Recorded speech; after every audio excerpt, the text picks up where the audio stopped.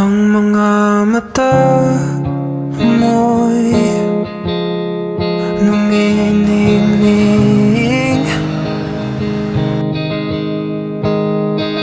parang lang ako'y nakatingin sa mga bituin.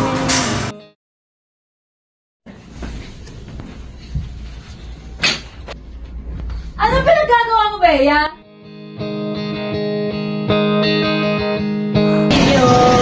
Jasmine, di ba? Di ba tibo yun? Ay, hindi ko kaya yung sarana niya. Di ba yun? Hindi mapakali, o boses mo hindi ko natitiis. O sana naman wag kang umalis. Pwede ba magkasama ka hanggang tayo'y matanda na, dahil ikaw ang aking mahal at walang iba pa.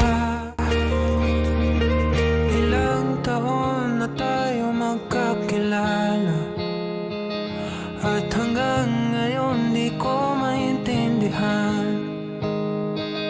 Kahit araw-araw tayong nagkikita. Bea, wait lang! Bakit sis? Meron akong gustong sabihin pero tagal na. Bea, gusto kita mo. Sorry, Sis, pero ano mo namang may relasyon ako ni Ari? Pasensya na talaga. Mapakali, boses mo hindi ko natitiis. Kung sana naman wag kang umalis. Pwede ba? Saan ka na naman galing? Sa school practice lang po, Inay. School practice pa talaga? Ano to? Kaya ano muna akong magpaliwanag, Inay? Paliwanag? Wala ka nang mapapaliwanag dito, Bea! Bakit? Bakit ayaw mo ko hayaang maging masaya, Inay? Masaya? Hindi naman ako nagkulang sa iyong pagkaaruga. Tapos binibigay ko naman sa'yo lahat. Anong ginawa kong mali sa'yo, Bea?